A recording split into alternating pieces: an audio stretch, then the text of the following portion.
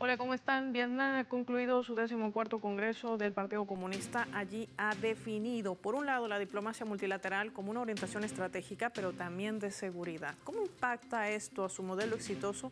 Hoy vamos a analizarlo en el mapa de Telesur. Bienvenidos.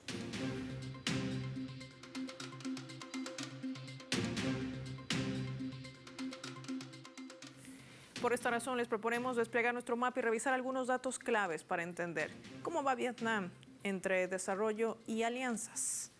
Vamos a desplegar por ello nuestro mapa mundi y vamos a identificar a la República Socialista de Vietnam con los colores de su bandera. Un país que tiene una superficie de 331.210 kilómetros cuadrados. Limita al norte con China y al oeste con Laos y Camboya. Al este y al sur con el Mar del Este o Mar del Sur de China. Su capital, Hanoi. Tiene una población de 101.6 millones de habitantes. Hanoi se consolida además como un referente de desarrollo en el sur global, con un crecimiento de su Producto Interno Bruto que ha alcanzado ya el 8%. El país asiático demuestra el éxito de su modelo de socialismo de mercado, iniciado en 1986, una estrategia conocida como Doi Moi y de renovación articulada en la planificación del Estado con apertura a los mercados globales. Ha alcanzado entre sus logros una tasa de alfabetización superior al 96.13% y ha disminuido la pobreza multidimensional. Hoy esa cifra recae en tan solo el 1.3%. Su territorio cuenta con importantes yacimientos de carbón, fosfatos, bauxita y metales como cobre, oro y hierro. Esta riqueza se suma además a la de tierras raras, cruciales para la industria tecnológica global. El país también dispone de significativas reservas de petróleo. Hablamos de gas en sus costas, complementadas por amplio potencial hidroeléctrico que fortalece su matriz energética. Sumemos más datos. El país además es miembro de organizaciones multilaterales como la Asociación de Naciones del Sudeste Asiático, la ASEAN, y de lo que tiene que ver con el Foro de Cooperación Económica Asia-Pacífico, la PEC, y la Organización Mundial de Comercio. Hablamos de la OMC en Naciones Unidas. Vietnam mantiene una cooperación continua con países importantes como Rusia, también con Venezuela, también con Cuba, hay que decir, en materia de energía, defensa, comercio, ciencia, educación. Una amplia gama que coloca a una nación que además, recordemos, se enfrentó en su momento a Estados Unidos y lo derrotó. Y esto conlleva también a poder entender cómo se van haciendo estos movimientos de acuerdo a lo último que se ha abordado en el planteamiento frente a los conflictos y disputas globales. Hoy vamos a analizar todos estos escenarios con nuestro invitado.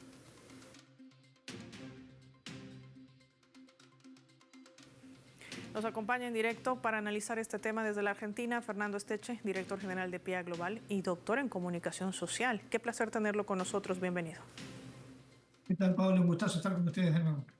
Vietnam, un mapa bastante interesante el que hemos desplegado para conocer acerca de los logros, las relaciones, pero también los alcances que ha tenido este modelo socialista comercial. ¿Qué representa esto para los éxitos de un país como Vietnam?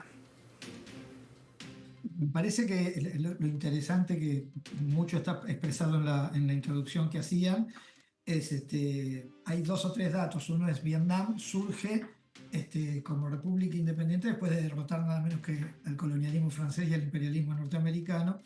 Y a partir de un tránsito que tienen una primera experiencia de construcción del socialismo y de la planificación económica que resulta ser una catástrofe, terminan con un 700% de inflación, 80% de la población en la pobreza, 70% en la pobreza extrema, y hacia el 86, 10 años después del fin de la guerra, con ya la experiencia de China, del socialismo de mercado o de una economía de mercado regulada desde la planificación socialista, con ese ejemplo, sin copiarlo, pero sí estudiándolo, el sexto Congreso de Vietnam el sexto Congreso del Partido plantean un cambio que es revolucionario porque tuvo que ver justamente para una articulación como la que venía haciendo la vietnamita después del triunfo antiimperialista, con un fuerte perfil socialista, plantear la apertura al mercado. Esto lo hacen y lo hicieron fundamentalmente con un control político estatal de parte del Partido Comunista Vietnamita. Y entonces plantearon este modelo que vos bien planteabas ahí, en lo que llama el Doi Moi, que es de alguna manera la reforma, que algunos lo interpretaron como una claudicación de Vietnam, y que lejos de eso yo creo que ha sido, como en el caso de, como Deng Xiaoping a China, Nguyen Van Linh resultó en Vietnam un reformador que supo interpretar las dinámicas globales, insertó a Vietnam con un aceleramiento formidable, y eso redundó en un éxito económico, que además redunda en un éxito político, que no alteró las condiciones internas de la construcción del socialismo. Vos dabas datos: 95% de educación de la población educada a nivel terciario, estamos hablando. Llegaron al 1, y pico digo, el próximo objetivo que tienen para el próximo cuatrienio es llegar al solo 1% de pobreza, partiendo de un 80%. Vos fijate qué tránsito que han hecho. Con un PBI que está de crecimiento anual, que está en el 7 y pico, 8%, proyectan crecer a un 10%, es decir, han hecho verdaderamente una consolidación revolucionaria, en una apuesta muy audaz y revolucionaria, valga la redundancia, en cuanto a, a cómo operaron y cómo insertaron su economía muy precaria, porque muchas de las potencialidades que vos señalabas que tiene, es decir, mucha riqueza que tiene, ellos, lejos de reproducirse o producirse como una economía extractivista, como la reprimarización de su economía, justamente entran en articulaciones como el ASEAN o como el APEC, que les permite desarrollar industrialización, que les permite generar producción propia. Bueno, y ahora le da todo ese resto que le da. Ahora tienen una gran apuesta para ir hacia valor, hacia producción a mercancías de valor, de alto valor agregado. Están planteando un recambio en la infraestructura digital, apostando a la inteligencia artificial, y con muy interesantes alianzas, además con Rusia, con Venezuela, obviamente con China, pero han logrado un equilibrio. Viniendo de la guerra antiimperialista, yo señalo mucho esto con Estados Unidos, han logrado, tienen, por ejemplo, Estados Unidos tienen acuerdos militares. Vos bien planteabas que lo planteó el Congreso, ellos plantean la diplomacia y el multipolarismo, además como política de defensa, como política de seguridad.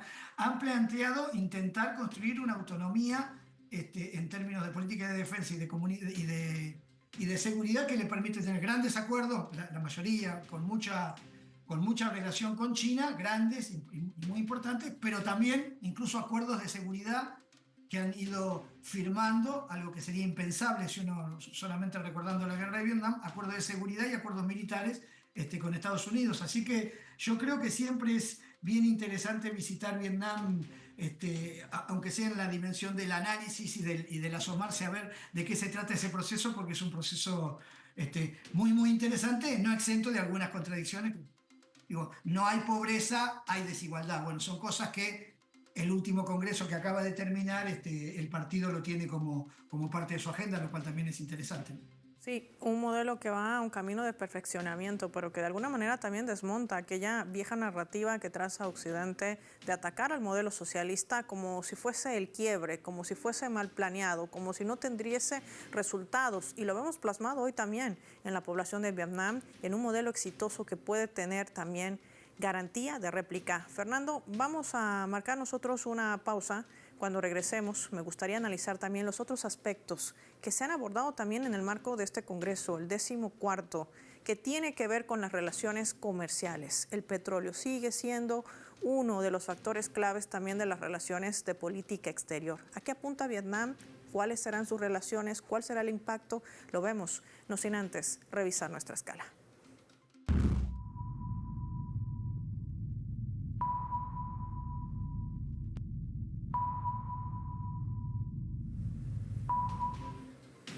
En el mapa de Telesur les vamos a compartir este vídeo del momento de la gran marcha a 50 años, cuando Vietnam derrotó a Estados Unidos y reunificó al país bajo el socialismo. Hoy lo hemos visto graficado, cosechando frutos con una pobreza inferior al 2%, una economía floreciente y metas ambiciosas también para el 2045, un verdadero ejemplo de soberanía, de superación de desafíos y de progreso popular. Y esto lo ha logrado con esa unidad que ha sido desplazada también en el marco de ejes claves desarrollo que tiene de la mano del comercio, de una política exterior exitosa y sobre todo garantizando también sus áreas de defensa. De esto y más hablamos al volver.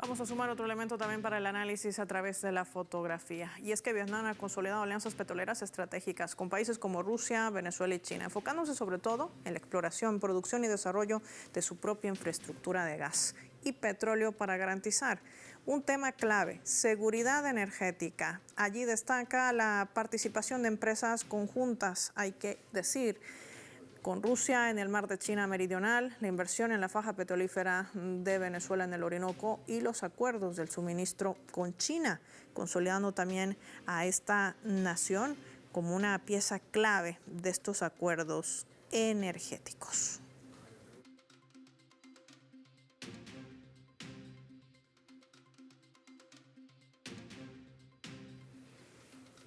Fernando, PetroVietnam es una de las piezas claves también del desarrollo de una nación que tiene un plan estratégico trazado hasta el 2045, ratificado en este último Congreso y que además marca alineamientos claros dentro de lo que tiene que ver con su política exterior. Qué fundamental ha sido este papel para lograr estos objetivos y alcanzar además los desafíos que se vienen en medio de un mundo convulso, hay que decir. Es uno de los nervios fundamentales del desarrollo económico y de la posibilidad de autonomía política y de independencia política que ha desarrollado la República Socialista de Vietnam. PetroVietnam, de alguna manera, hay que establecer, PetroVietnam es digamos, es la conducción política y productiva, pero que lo hace a través de una complejidad de alianzas político-productivas que son bien interesantes porque atienden a construir un equilibrio geopolítico. Por caso viene de la herencia ya de cuando existía Unión Soviética, lo que es Vietso-Petro, que es por Vietnam soviético Petro, que es la alianza que tiene histórica de producción, de exploración y producción con Rusia y que desarrollaron los gasoductos que alimentan y producen gran parte de la energía eléctrica vietnamita. Están en desarrollo con Rusia de construir Rusviet Petro, que es una empresa mixta de desarrollo, la provisión de energía, y esto es para exploración y explotación en el Mar del Este, del Mar Chino Meridional, que tiene un conflicto ahí con China respecto de soberanía, y es bien interesante el acuerdo que ha hecho con China de provisión de energía, porque esto equilibra y descomprime estas tensiones. Me parece que cualquiera lo puede advertir, lo mismo que los acuerdos con Venezuela, que claramente tienen que ver con el rol de Vietnam y cómo tiene una mirada estratégica respecto de la consolidación del mundo. Ellos en el Congreso lo han planteado, la multipolaridad y la cuestión del sur global. Me parece que ahí las alianzas que va construyendo son atendiendo todas estas cuestiones, donde incluso hasta tiene tratados de libre comercio en el G20, 17 de los miembros del G20 tienen tratados de libre comercio con Vietnam. Así que yo en ese sentido creo que tienen una capacidad de maniobra geopolítica bien interesante. Y en el plano del petróleo, si bien ellos plantearon en el Congreso a 40 años, a 20 años, hacia el 45, tener neutralidad de carbono, carbono cero, producción limpia, apuestan mucho a la energía limpia, con eso se apoyan también mucho en China, pero no, es más que obvio que la matriz energética sigue siendo la matriz fósil, y en ese sentido la autonomía productiva, es decir, la capacidad de tener abastecimiento energético propio le da una soberanía, una capacidad de defensa de la soberanía formidable. Así que en ese sentido, claramente me parece que Petrovietnam en ese sentido es la empresa a la que atender a la hora de pensar cuáles son los núcleos estratégicos. No olvidemos que Vietnam sigue siendo socialista, sigue siendo soberana, la propiedad de la tierra es del Estado, la propiedad de los recursos naturales son del Estado, así que en ese sentido, obviamente, petróleo, gas, tierras raras y los recursos, las cuencas minerales, de reservas minerales que tiene para el desarrollo de energías estratégicas del futuro son formidables. Y esto también nos ayuda a entender cómo es tan necesaria la adecuación de normativas que garanticen blindar lo que tú has dicho, el derecho de la propia soberanía de un Estado, en este caso el de Vietnam, pero que eso no implique que no haya un beneficio para su población. Esto nos muestra también el cambio de época y esto nos muestra también el adecuarnos a las nuevas tendencias geopolíticas que se están desatando en el mundo. Blindar el desarrollo, blindar el progreso, pero al mismo tiempo ir del camino de la dinamicidad que también va de la mano de lo que es la modificación de leyes, de normas y normativas. Fernando. No, eso es fundamental, y en eso tiene que ver una gestión política. Me parece que la marca, hablamos de Vietnam, pero podríamos hablar de algunos otros países, tiene que ver con la gestión política, así, con la conducción política de ese proceso. Hay cosas que yo creo que hay que rescatar. Una es la capacidad de planificación. Eso lo garantizó en el caso de China el partido, en el caso de Vietnam el partido, en el caso de Venezuela el partido. Digo, que vos puedas pensar a 20 años es porque tenés continuidad política. Es decir, que si cambia el gobierno por el libre juego y te viene a desarrollar todo lo contrario, es muy difícil. Estos blindajes que vos planteás tienen que ser acuerdos estratégicos, agendas de Estado, no de gobiernos, sino de Estados. Por eso Vietnam tiene por un lado esa capacidad, y después esa preocupación, que eso tiene que ver por eso te decía, con quién es la dirección política. Es decir, le preocupa a Vietnam, está en la agenda del próximo Congreso, achicar la brecha de desigualdad, porque no tiene pobreza, pero hay desigualdad. Y esa preocupación y cómo se achica esa brecha tiene que ver con cómo se plantea la distribución de recursos. Tienen ellos, creo que 80% o algo así de empleo, casi pleno empleo.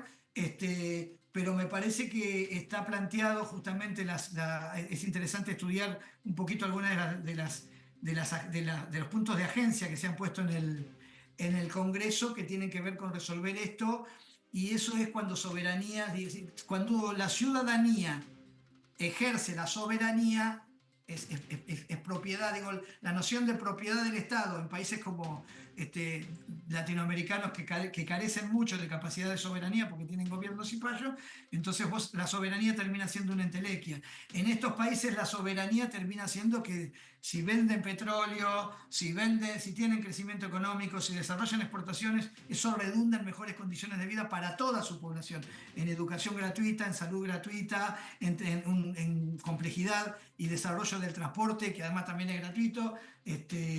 Y esos blindajes que vos planteaste me parece que son fundamentales, y es lo que han tenido claro algunos de los estados, más allá de que no necesariamente todos son socialistas, pero algunos estados que se están planteando la nueva era que se viene, que algunos van a llamar desorden global, yo llamo el nuevo orden global, que es esto del multipolarismo, y con eje en el sur global. Me parece que es bien importante.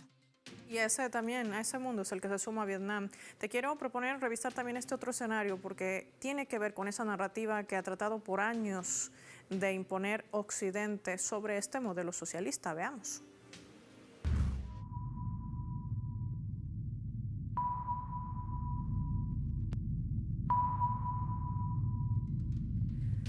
La administración de Donald Trump arrecia contra Cuba. Sí, decide aplicar aranceles a terceros países que comercian petróleo con la mayor de las Antillas. Esto ha generado diversas reacciones de indignación entre la comunidad internacional, pero también de las más altas autoridades de Cuba. El presidente cubano, en un post, destacaba parte también que compartimos hoy de lo que ha sido su reacción. Dice: esta nueva medida evidencia la naturaleza fascista, criminal y genocida de una camarilla que ha secuestrado los intereses del pueblo estadounidense con fines puramente personales. Fernando, aquí una pregunta de rigor. ¿Es realmente Cuba una amenaza para Estados Unidos o es Estados Unidos una amenaza para la humanidad? Lo segundo es indudablemente es así. Y lo primero, por ahí es políticamente incorrecto, pero también es así. El ejemplo de Cuba es un peligro para todos los regímenes estos, es un peligro para Occidente, en el ejemplo ético y en el ejemplo de consecuencia y en la posibilidad de poder seguir existiendo a pesar de Occidente. Digo, para usar la metáfora de si es un peligro o no es un peligro. Ahora, en términos de peligro, de defensa, claramente no, claramente no solo no es un peligro porque la República Socialista de Cuba no es militarista, no es guerrerista, no tiene en su agenda agredir a nadie para poder sobrevivir, además de la asimetría política, económica y demás. Lo que dice el presidente, el compañero, el camarada Díaz-Canel, me parece que es muy, muy claro, porque no hay que perder de vista, nosotros a veces nos metemos en la geopolítica y no nos metemos en las políticas, en la cuestión doméstica, no hay que perder de vista los graves problemas que está afrontando de gobernabilidad, de posibilidad de construcción de gobernanza interna el equipo de Donald Trump respecto de Estados Unidos. De hecho, hoy están en shutdown. Están en plena guerra civil híbrida, pero ya lanzada con formas militares, con rebeliones federales de gobernadores, con estructuras de violencia o de autodefensa, como los Panteras Negras, que ya han aparecido a defender a los migrantes. Es decir, están en un problema de gobernabilidad serio, enfrente a elecciones de medio término, y me parece que esto que ha hecho con Cuba, que además me parece que no se puede caracterizar de otra manera, es la pretensión de ejecutar ese tipo de sanciones, es someter al pueblo cubano a la inanición, como lo vienen haciendo con todas las sanciones y el bloqueo. Pero por fortuna me parece que estamos en una era donde distintas potencias están atendiendo a tratar de neutralizar, de evitar, de ralentizar situaciones como la posibilidad de una guerra en el Golfo, que sería una catástrofe, situaciones como la posibilidad de la amenaza vital del genocidio que pretende a través de los bloqueos Trump en Cuba. Así que me parece que las palabras de Díaz-Canel son bien agudas y bien que saber interpretarlas y no perder de vista estas situaciones. Un ejemplo claro también de cómo se va desmontando esa falsa narrativa que por años ha tratado de imponer Occidente contra el modelo socialista. Ya lo vemos en Vietnam, exitoso. Cuba sería también uno de los referentes. Aún así, con una medida tan brutal como un bloqueo de más de 60 años, exporta comunicadores, exporta médicos, exporta ayuda, exporta solidaridad, que no lo hace ni siquiera Estados Unidos, que además está enfrentando un posible cierre de su gobierno federal y que podría dejar nuevamente, como lo hizo en esos 43 días, a millones de estadounidenses sin comida y sin dinero para pagar sus alquileres. Esa es la realidad de lo que sucede también en el mundo. Gracias, Fernando Estecho, como siempre, por compartir tu valioso análisis con nuestros televidentes del Mapa. Finaliza el programa y lo hacemos revisando nuestros vectores.